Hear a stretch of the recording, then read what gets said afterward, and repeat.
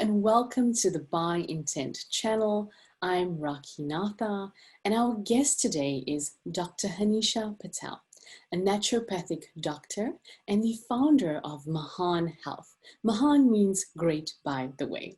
And I think Hanisha's story is really amazing. She has a very personal understanding of the very issues that she's helping her clients with, having struggled with them herself. And so, Hanisha, really excited to have you here today. A very, very warm welcome. Thank you for sharing your knowledge with us. Yes, of course. Thank you so much for having me. I'm so excited to be here. Absolutely, it's our pleasure. And I think I mentioned to you earlier, but we're going to jump into a lot of different topics today. So we're going to talk about a lot of things at a very general, sort of high level, just due to the limitations of time in our world. But I'm really hoping that, people will again be drawn to the knowledge you're sharing, and we'll check out your website. We'll have a look at Mahan Health, the podcast that you do, and all of that. So we're going to dig into, lots today. But I think the very, very first question that comes up for me, and I think maybe a lot of people as well, is, what is a naturopath? And I ask that because, Ayurveda is so big, it's trending. You get homeopathy, and there's so many terms. What is the intersection and the differences between all of this, and what is known as naturopathy? Yeah, definitely. So naturopathic medicine is the type of medicine where we combine kind of the best of both worlds, the way I see it. And we combine the rigors of modern science with the ancient wisdom of nature. And that ancient wisdom of nature includes the Eastern medicines, right? Like Ayurvedic medicine, traditional Chinese medicine.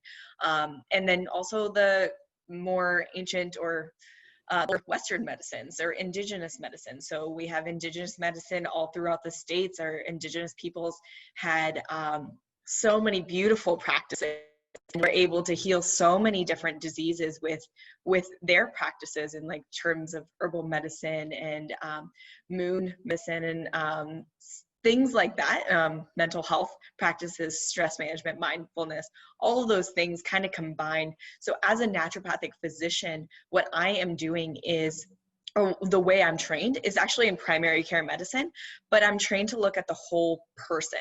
So what I'm trained to do is realize that all the pieces, I think we talked about this a little earlier, there's multiple pieces of the puzzle, the physical, spiritual, and mental health, and putting all those together. And we recognize that without one aspect of that part of your health being completely in balance, all of your health will not ever be in complete balance. And so as a naturopathic physician, I'm looking at all of those pieces, but then also using a number of different tools to help support you. So as a naturopathic physician, often we have a therapeutic order. And with that therapeutic order, we'll start with the least invasive therapies first, and then move up to whatever may be the most invasive, if that is necessary and needed. And those more invasive therapies would be things like pharmaceuticals and surgeries. But before we do that, we'll work on your mental health and your mindset and nutrition. And then we'll go into like vitamin, mineral deficiency, exercise, water, what are these like for you? And then we'll move on to supplementation and herbal medicine, and then other physical medicines, things like that. Those will all kind of be in the same I guess if we're looking at a pyramid of the therapeutic order, they would kind of be on the same category. And then eventually leading to, okay, maybe they do actually need a pharmaceutical or need to get surgery done. But that would be the last resort for us.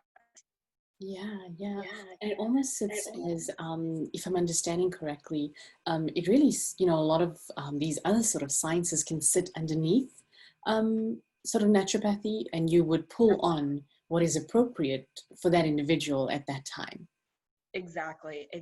And so oftentimes people will ask me what kind of therapies I use, and often I'll just be like, I'm completely open to all the possibility of therapies. And there are generally some that I tend to go towards, and like, it's just because I have more knowledge in that area. But there are so many other options and so many things beyond knowledge that, so many these medicine doctors, as healers, they go through years and years of practice, and they're still learning because there's so much out there. And one of the examples I like to use is for my board exams, I had to learn about 500 different herbs, and that's barely scratching the surface of how many herbs there are on this planet, right? That's like not even 1%. So, you know, so there's just so much out there. And I mean, I will tell you right now, I don't remember all 500 right now. But even if I did know all 500 of those, that's still barely anything. And so I always try to stay very open to all the possibilities and learn from those traditional healers as well. Yeah, absolutely. I mean, I was thinking exactly that there's probably so many therapies and areas and so much, because a lot of what you're doing is really integration, like you said, even at the different levels of the body, but all these other sciences and bringing it together, which is so necessary because we have a lot of specialization, which is amazing. But, you know, that's where some of that picture is getting lost. So I love the integration that you're speaking about. Yes, And definitely. I know some of the stuff, you know, that I've kind of seen that you help people with is a lot of digestive stuff, thyroid problems, you know, it could be stresses, anxiety, those sorts of things as well. But what would you say from kind of the clients that you are seeing and what you're just seeing out there? What are some of the prevailing issues right now? Even if it's specifically for women and speaking to women, what should we all be watching out for? Yeah, that's a great question. So, so pretty much the most common conditions that I see in my practice are also kind of most common issues that are occurring. So, of course, we can see in the United States right now. So that's my general frame of reference because I am from the States, but it's growing in the rest of the world too, because we tend to put our problems on the rest of the world, and that's a whole different story. But cardiovascular disease is the leading cause of death in the United States, and it's also the most preventable death. And so think about that. That shows how much our lifestyle and our environment impacts disease. And so that's one of that's like I said, the leading cause of death. But other than that, so many people that I see, and I've been reading, I'm not the best with statistics, I'm going to tell you that right now, but I always forget these numbers.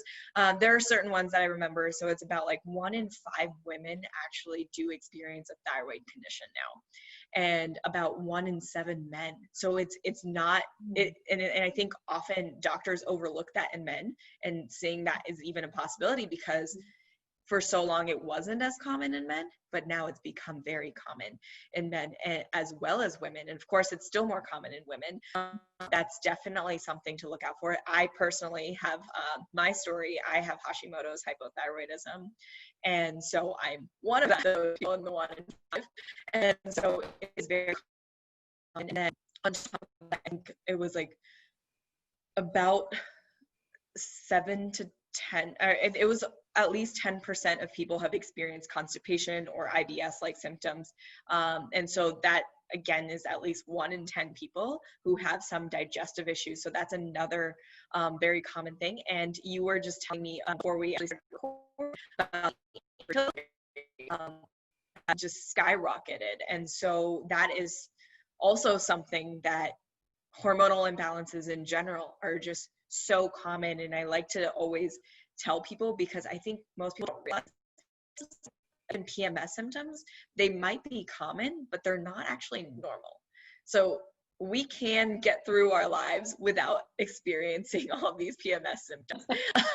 And so that is something that I think I personally find super empowering, because I'm like, oh, why am I experiencing PMS symptoms? And I notice for myself personally, I have a little bit too much sugar. Right before my period, I will have those cramps.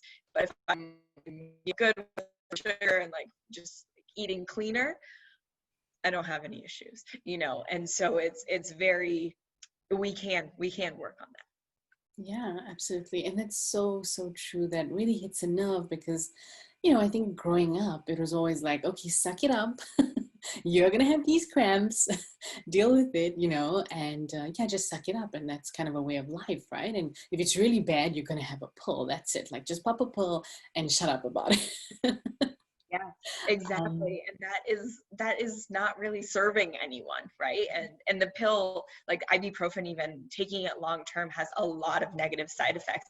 If you take it once in a while, it's not as big of a deal, but if you're taking it every time you have your period, it's affecting your digestion, which is also then affecting your hormones even more so, and you're having the cyclical effect. And it's a vicious cycle that really just never ends if you go down that path. Yeah, absolutely. I mean, you know, it's simple things like what I noticed is if I do cramp, I actually go and do a bit of yoga, and that helps me. And I'm like, you'd think I should lie back, you know, go and lie down or do something like that, but it's quite the opposite, right? And then I'll do a bit of yoga and I feel so much better. Uh-huh. And that's another huge common misconception. We think that if you're having these cramps, you should just like lay in bed and just like curl up in a ball. And sometimes that might be necessary, but often most people actually feel better by moving. And so I know for myself too, like, yeah, whenever I'm walking or just, yeah, doing a little bit of yoga, something like light, but nothing like intense, but doing something light and just moving feels so much better. Yeah, exactly. And so again, that's why I think these messages are so important, you know, to get out there. So people are like, oh wow, there's a different way to live and deal with these daily stresses. You spoke about, you know, Hashimoto's, and you know, you've reversed that for yourself. Would you be able to kind of talk us through a little bit of that journey as well, and really how some of the things you implemented to reverse that? Because that's powerful. I have one or two friends who have that. And, you know, you spoke about the thyroid stats. I think if you ask anyone, particularly a woman, she'd probably say, yeah, I have several friends or myself, right? I can name several people who I know. It's so common. I would think that number might be higher. It is so common. And I completely agree. So the thing is, it's also very underdiagnosed still. So it might even be higher than what we know. I remember when I was in medical school, we saw the numbers was like 1 in 8 women, and now it's 1 in 5. So that's just within 5 years. So it's already like and I think it's more so that we're testing it more, and so we're actually acknowledging that women do have thyroid issues. And so yeah, a little bit about my personal journey. One thing that I always recommend, and I'm very grateful my naturopathic doctor did this for me, was running extended thyroid testing. So I do this for every patient because oftentimes conventional doctors will really only test for TSH levels, which is the thyroid stimulating hormone, and then maybe they'll add in the free T3 and free T4. So just a quick understanding of physiology and biochemistry, the T4 is more prevalent in your body, but the free T3 is what's more active. And so the medication levothyroxine that most people go on for hypothyroidism is a synthetic T4. And oftentimes, so the idea is that the T4 will convert into T3. Oftentimes I see so many women who are on this medication and maybe their blood markers, you know, they start to normalize, but they still feel terrible, right? So they just feel absolutely terrible. And the reason is they're probably actually not converting the free T3. And so those are just kind of the 3 main things that maybe conventionally they'll run. But I also like to run antibodies. So these are antibodies against the thyroid enzymes. And these can show if there's an autoimmune component to it. So I had anti-TPO or anti-thyroid peroxidase antibodies, and for me personally, I actually had 960 antibodies, and the normal amount is 34. So yeah, so like what's considered normal is 34, and I had 960. And I will say, in my practice, throughout med school, throughout practicing as an actual physician, I've only seen one person who had more antibodies than me, so that's kind of reassuring. But yeah, definitely a lot. But it was empowering to find that out because my TSH levels were actually normal. And so conventional doctors had never even considered me having a thyroid issue. I'm a pretty thin woman, and I've never been overweight, and so that is a common symptom of hypothyroidism or Hashimoto's, and I did not have that symptom, but I had everything else. So I had constipation, menstrual irregularities, joint pain, cold hands and feet, cold intolerance, lower body temperature, all of those symptoms I had. So I had all the symptoms of Hashimoto's. I just didn't have the weight gain aspect of it, but I've always been an athlete, so I always was exercising anyway, so that may be something that covered it up. I'm not sure. But yeah, so that was never even considered. And whenever I did find out, it was, to me, I found it very empowering, because I was like, okay, I'm not just crazy having all these symptoms, and I've had pretty much my whole life. And I realized that, and I also was very grateful, because I also had an ultrasound done of my thyroid and found out that a lot of it was completely degenerated and will never return. Like it's completely obliterated and it'll never return. And now I have the power to make sure that it doesn't get worse and I don't have to remove my thyroid. And so I'm very grateful for that. But I guess getting into what I did then after that, the first thing I did was I went gluten-free. That has been probably the most studied in terms of diet for people with Hashimoto's or hypothyroidism.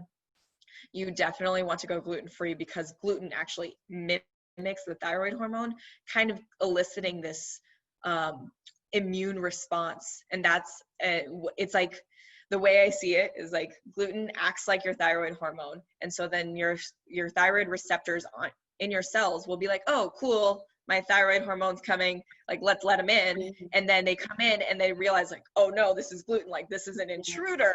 And then they start kind of firing the red flags, turning on the alarms, the sirens. And so your immune system comes and starts to attack itself because of that gluten.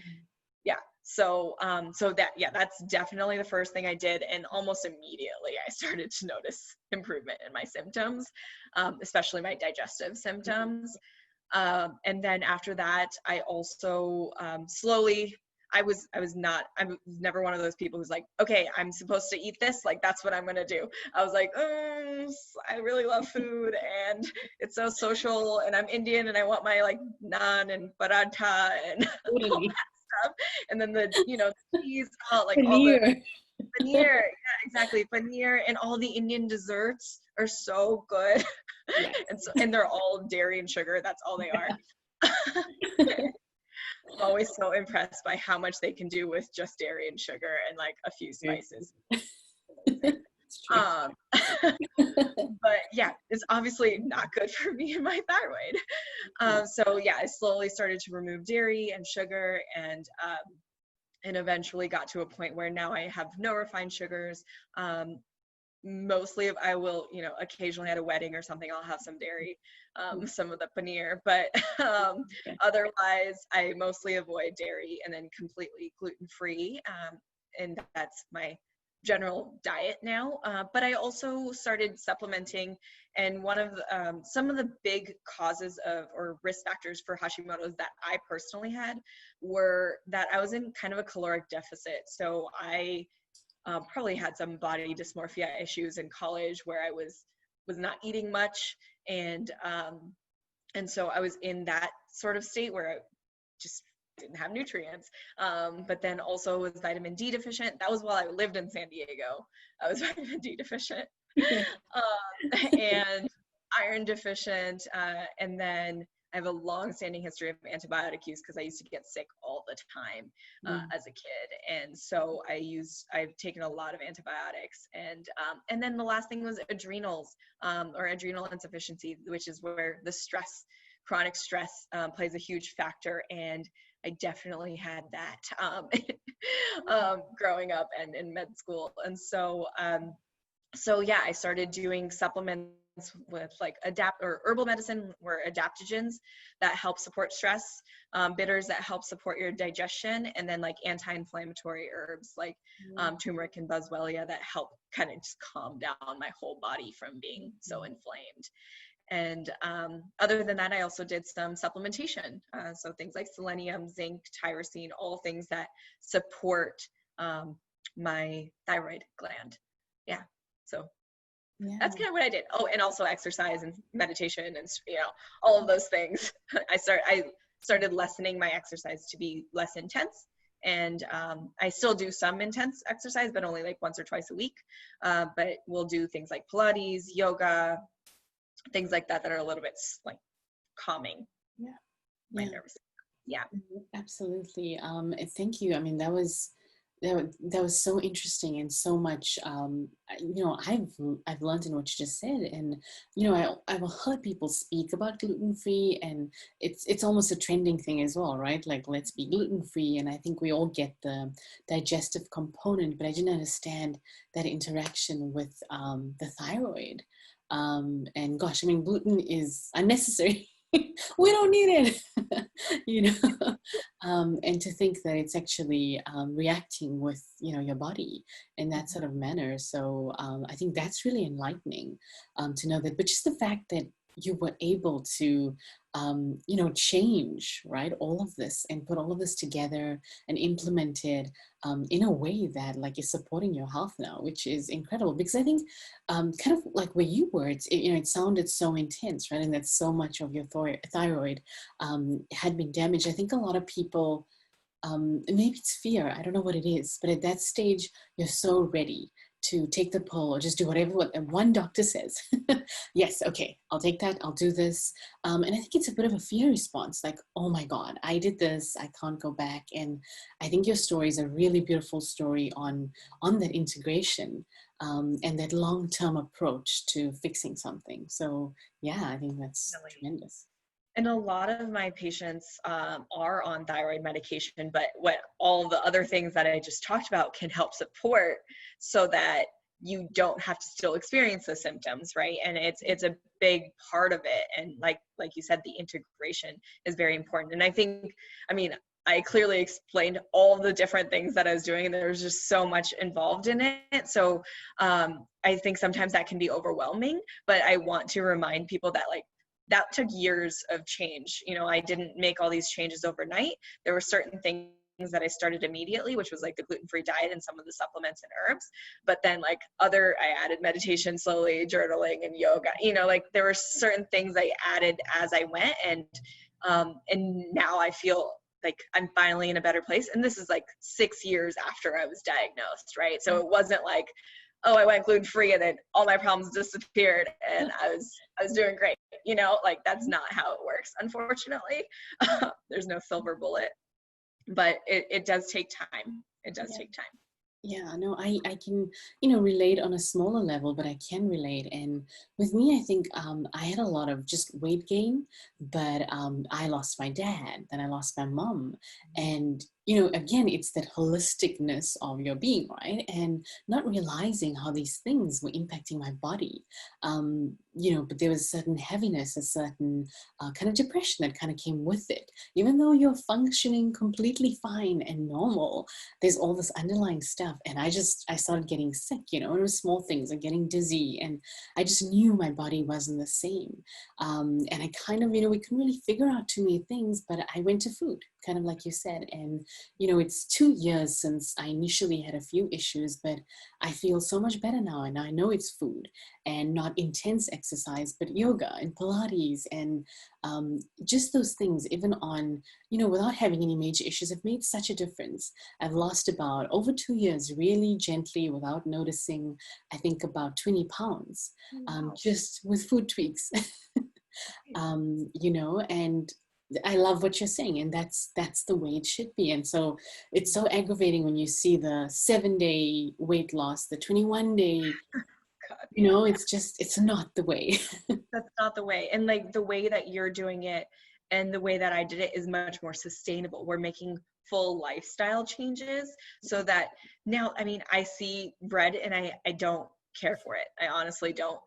The only time I've ever been interested in bread or anything like that, anything gluten related, was when I was in India and I saw naan and I was Naan is very, yeah, I totally understand. Yeah, and it was it was definitely a different, I mean, because you can tell the difference in quality too. Like you can see that, like, this looks fresher, you know, than even the naan that I get in the United States. Like it was just like perfect. And so, but yeah, so like having these like small lifestyle changes. I mean, there are so many, I've even tried, you know, and this is, I do want to mention, just going gluten-free isn't healthy. Like if you're eating then gluten-free bread instead, or gluten-free, you know, desserts and things like that, like they're usually just more sugar actually added to those products. And so like, so also not having that either, but trying to focus on more whole foods in general. I think that is really what it is. And like I have my my grain-free pizzas when I really want pizza, and they're honestly so good. Like the cauliflower crust. And It's actually almond flour. Of Yeah. course. Yeah. It's almond flour and cassava, I think, and the brand is called Capello's. If anyone's interested, it's so good. But yeah, that's like my pizza fix. I get my pizza. Nice. It's so good. Yeah. We've been having the cauliflower ones, I think it is. You know, and kind of having that as well. It's just lighter. And that's why, you know, we've been having it. So, but it's those little things. Yeah, I think that the cauliflower, it just like blew up. I'm gonna say that I think I like this pizza better, the Capello's one. But yeah, I think because I was doing cauliflower, that one, for a while, and then I realized I was doing a lot of cauliflower, and okay, I need to diversify. It was just like too much. And that's an important thing too, like making sure that you're diversifying your foods. Right before this call, I actually just went to the farm and picked up a bunch of greens, and every week they're a little bit different, and you know, and so it's just like constantly changing that up. No, I love that. I love that approach to food. And you know, since we're talking so much about food, I'm kind of thinking about something you mentioned you're passionate about, which is, again, the gut, right? And I've kind of heard the statement that we have three brains, kind of the gut, the heart, and the brain itself, and that the gut impacts the brain, whether it's your moods or, you know, anything along those lines. And yeah, talk to us about the gut. Yeah, definitely. Yeah. So Hippocrates, who's the father of modern medicine, he said all health begins in the gut. And in Ayurvedic medicine, one of the sayings was that all disease and health begin in the gut. And then pretty much like every ancient medicine of any sort has said this at some point. And so at some point it's like, okay, they must be onto something, right? Like they must know something we don't know. And it's exactly like you said, we have a second brain in our gut. It's called the enteric nervous system. And what's fascinating, I mean, before this interview, we were talking about how everything's just been politicized, but what happened was they've discovered this second brain. This is the third time they've rediscovered it in modern, like in our Western world. So it's like, clearly it's been around, right?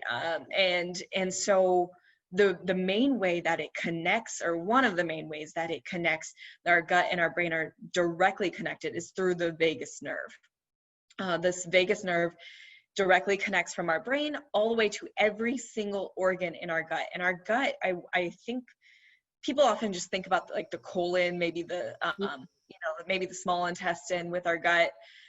But really, our gut includes everything from our oral cavity all the way down to the anus. It's literally all of that. And so that's including the liver and the gallbladder and the pancreas and all of those, all of those organs in there. And our vagus nerve is connected to every single one of those organs.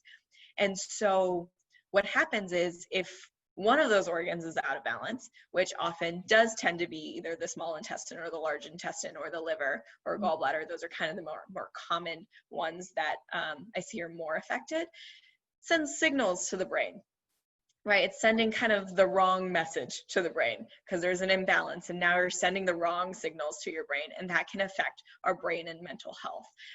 And then on top of that, our gut, our colon, that's actually where about 90% of serotonin is produced. Serotonin is kind of like the happy neurotransmitter, or feel good, kind of calm neurotransmitter. That's usually the neurotransmitter that most antidepressants are targeting. And what antidepressants do is just keep serotonin circulating in your bloodstream. And the way I see it is, okay, are you producing enough serotonin? Is your gut out of balance? And that's why you can't even produce the proper serotonin. If we could just optimize your gut health, will you be able to naturally produce serotonin and therefore feel good in mind and body, right?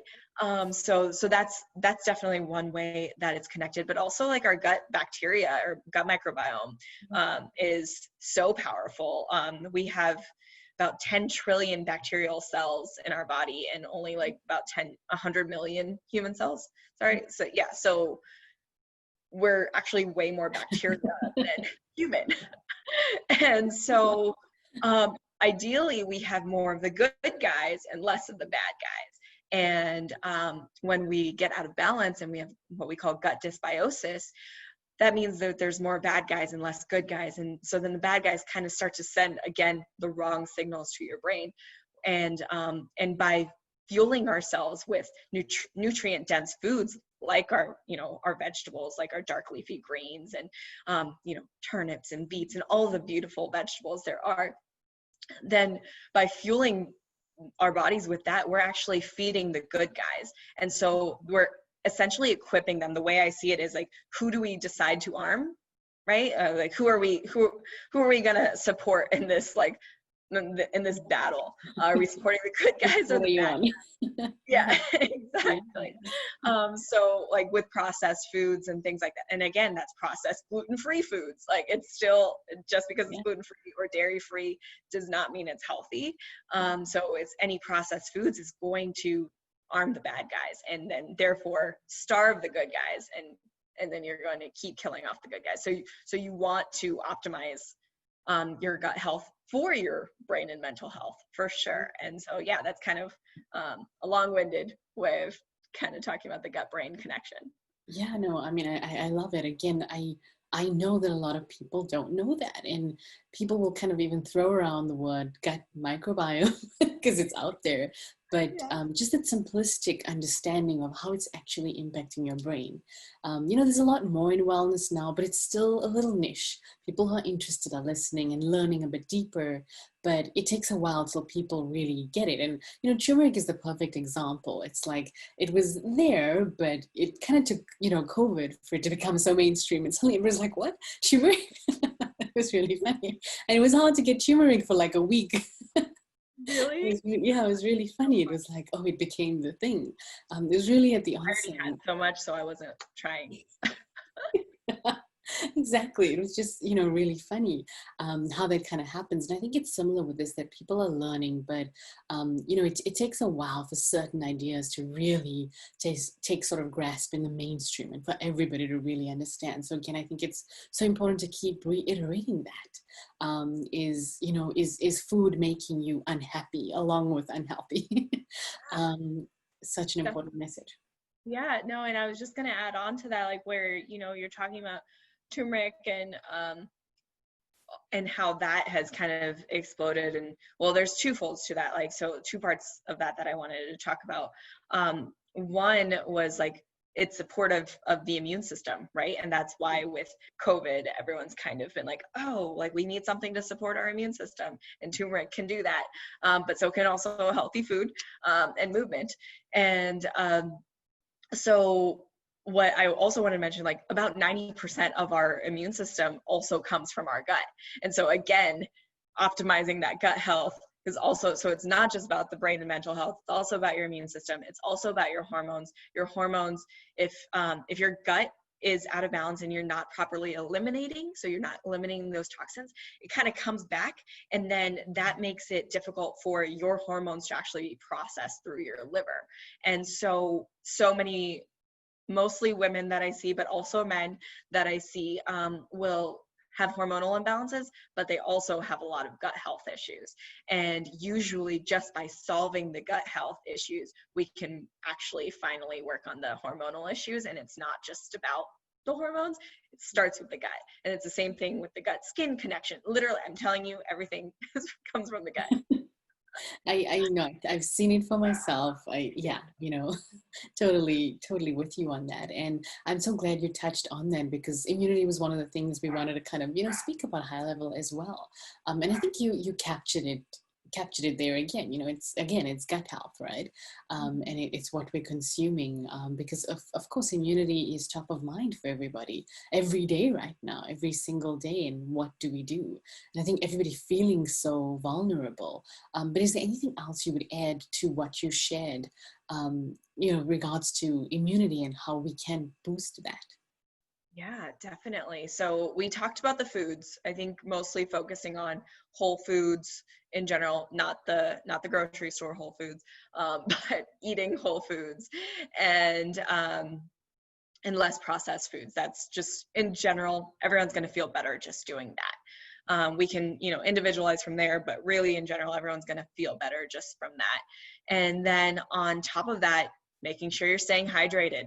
Water is so important. And I've realized so many people who are eating healthier, I've noticed that they don't actually drink water. And I'm like, this is like, yeah. yeah, this is the foundation. We need water. And I see so many people now, it's, mineral water is very popular, and LaCroix and all those things. And like, people think they're being healthy doing that. And I don't like, they're better than drinking a Diet Coke or Coke or something like that. Yes. But it's still not something that you should be drinking regularly every single day. We need we need mineral water. People are drinking sparkling water. That's what I meant to say. We do need to drink plain mineral water instead of the sparkling water. And occasionally we can have the sparkling water, but like I've actually seen so many people with, they're eating so well and like, but they're having so much sparkling water and they have all these digestive issues. And I'm like, stop doing that. And as soon as they stop doing that, it's like all of their issues go away. And it was as simple as that. So yeah, so water, staying hydrated, very important. Movement. There have been so many studies on how after exercise, our natural killer cells can go up. So those are immune markers in our body. And so they're like, again, the good guys in our immune system that we want to support. And so that's what movement and exercise does. There's this really cool study that I always like to talk about, where I think it was in Denmark. It was one of the Scandinavian countries, where they actually took the blood of I think it was a very small study. They just took the blood of like pretty healthy males, and about 10 males. And then in the blood, they actually injected some cancer cells and saw how the cancer cells survived. And then they had them do like a workout, and then took their blood again and injected cancer cells then. And you could see their immune cells actually working and literally killing off these cancer cells. And yeah, isn't that cool? Yeah, that's awesome. Yeah. And so, and the reality is, I mean, cancer is a very complicated condition. But the reality is we all have some level of cancer cells in us. Our bodies are just usually strong enough to fight them off. And it's when our immune system is not strong enough is when it gets mutated. And so, so that exercise, super important. But then this one I think is very underrated, and I'm very passionate about this: stress management. Stress management is absolutely key to supporting your immune system, and not using what I call pseudo stress relievers. That's things like social media, TV, alcohol, marijuana, right? Yeah. All of those things are pseudo stress relievers. They're not actually relieving your stress long term, maybe temporarily in the moment, but often if you've, I've had a glass of wine, whatever, I usually wake up in the middle of the night. Like I don't have a complete deep sleep. And that's because that has worn off. And now actually my cortisol, or my stress hormone, has spiked instead of staying lower. And so stress management, and we could talk about like mindfulness practices and meditation are great stress management techniques, but going out in nature, just going out, and there's something called forest bathing is one of my favorite ways of, or favorite practices in general, but also favorite ways of like relieving stress, because there have actually been studies where mostly in Japan, it's called they call it Shinrin-yoku. So it's like an ancient practice of forest bathing. They talk about like how we should just go out into the forest and just be and observe. And there are a few different factors on how it helps with stress. And one of them being like when we're out in nature, we're out of our heads. Right, we can actually observe what's happening in the world around us instead of like staying in here on our phones or whatever it is. Like we're out in nature, and we can observe the wildlife and see how the different trees are, the different plant life, and kind of observe that. And I encourage people to be more mindful of that. Be like, oh, like look at that tree over there. That's an interesting looking tree. Looking at the roots and the birds and even the squirrels, right? Like all the wildlife, whatever is out there. And but also that they've done studies where they found natural killer cells again, which are immune, the strong immune guys. They increase with forest bathing. They've also found women, they've done studies on women where their hormones started to get more balanced after going out into the forest. At least I think they were going at least 3 times a week or something. And that's, and like their hormones just from that, they didn't make any other changes. Like their hormones started to get better, but you're also walking. There's so much to it. And so, yeah, so I love forest bathing. But yeah, doing things like that, journaling, socializing with friends. I know like we're social distancing, but we can still be with one another, Exactly. Those are great ways of, staying connected. I love that. I love the forest bathing. It reminds me of, there's a YouTube channel. I don't know if you've ever heard of it. Her name is Joanna, and I'm probably botching up her surname, but it's spelled like Jinton, Joanna Jinton. And I think she's in Sweden. But she lives off the grid. So literally in the wilderness, but she does these incredible videos with drones, etc., going out into the forest, but then she captures footage and sounds. One of her videos is the ice breaking in winter, when winter is kind of becoming spring. And it is amazing. And, it's the kind of sound you wouldn't really get access to easily here, but it's so incredible that she shares that. And, it's a bit counterintuitive because you're going through media to access that, but I still find it so therapeutic, right? Like you're saying, it has a certain effect on your nervous system, on just your body. It's so amazing. So I love that. And just we hike and that sort of stuff and try to get a little bit of that, because I agree, it just makes all the difference. Yeah, it definitely does. And I always find it so fascinating that so many times like we do listen to those sounds and the nature sounds, like we know that elicits like a calming response, but we don't. So often we're doing that like inside. And I'm like, what if we just went outside? What if we just did that? Also, I mean, vitamin D, they've shown at least, we know that it supports your immune system, but also they've shown for COVID, people who were vitamin D deficient were at a significantly higher risk of death than those who had adequate levels of vitamin D, right? So it's getting out in the sun, getting outside, and just being present with that. And I think often just in like you said, like observing those sounds too, like feeling like, oh, like, just listening to nature, and it puts you in just a more present state as well. And yeah, I mean, I feel like I need to do it all the time. I meditate right out here every day. Well, you have a beautiful view outside, so it looks lovely, right? Very inviting.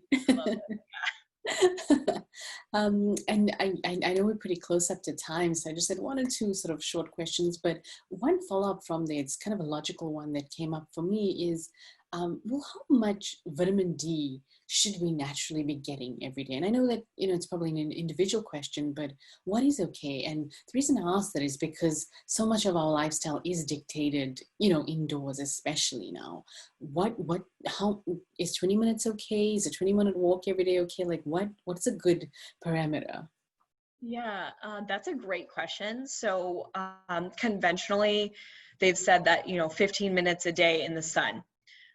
However, that is mostly, I think this is really important, and like that's actually mostly for white people And for people of color, we need more, actually. And so there is a distinction there. And that limitation of 15 minutes a day is really just to make sure that you have some adequate bone health. You know, it's not optimizing your bone health, and it's not optimizing your immune system, or really, I mean, it's supporting your immune system, but not to the level that you probably need. And so what I would like to say is, so normally the range, if we look at lab markers for vitamin D, the range goes from 30 to 100. But what's optimal for white people is actually 60 to 80. And then for people of color, it's 80 to 100. So we want to be on that level. And so it's really hard to say how long. And I think I've read a study where it was like, actually it might be ideal to be completely naked at noon and like for an hour. I love that. Absorb all of it. And I mean, who's really doing that, right? Like, I love that. Yeah. So that might be what we need to do to get enough. But that is also why I personally supplement, and I often just recommend supplementing. But also there are so many benefits of getting into the sun beyond vitamin D. There's, the benefits of red light therapy, which now is being studied so much, and they've recreated red light that comes from the sun. So you could have it at home, but I'm like, or you could go outside and watch the sunrise. Yeah, I know. I'm like, yeah. I mean, it definitely can be very helpful, especially in places where there isn't much sun, or during the winter times, things like that. I can see where it can definitely be very helpful at those times. But in general, I'm like, okay, if there's sun, get out in the sun. Exactly. Exactly. No, that's fantastic. So I want to do just one sort of last question. And it's a few short questions. So it's short answers, just 2 or 3 words, just really quick ones. And then we can kind of, close up and wrap up. But the first question is, again, in 2 or 3 words, your current diet. Paleo. Okay. A health book you recommend. Right now, I'm actually reading You Are the Placebo, and by Dr. Joe Dispenza. Have you heard of it? Yeah, I've heard of him. I haven't heard of that particular book, but I watched some of his stuff. So I think it's probably the most powerful one, so I'm going to recommend that one. Awesome. Okay, great. No, I'll definitely read that. I want to go for one of his seminars, or I've been listening to a lot of his stuff. Favorite workout? Oh, I like variety. So I dance, I do Pilates, I do high intensity, I do bar, and I do yoga. So I like to do everything. Okay, that's fair. Is there a favorite wellness influencer you have or you follow? Like on social media? Yeah. Any form. Yeah. Oh, that's a good question. I follow a lot. I'm like, how do I choose just one? Yeah. Yeah, I definitely follow a lot. I really like Dr. Will Cole, Dr. Karina Dunlap, and Dr. Sarubala. I'm gonna go with those 3. Okay, great. Thank you for those names. I think I follow Dr. Will Cole. I haven't heard of the others, so really, really great to have that. And then here's one related to your podcast. So for anyone who's watching, Hanisha's got this great podcast, linked to Mahan Health. And I think, if anyone's interested in anything they've heard today, they can probably dig into your podcast for a much more in-depth understanding. But if you had to choose one episode from your podcast, which one would be your favorite?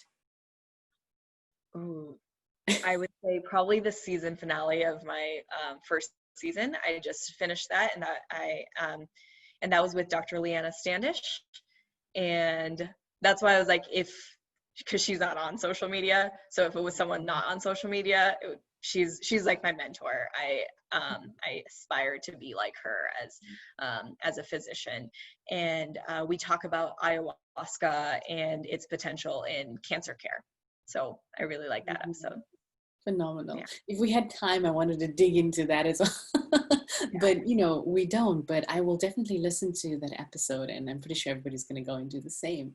And then the last one is, again, in the shortest spiel, you know, the health advice, the greatest health advice you could give in 2 or 3 words.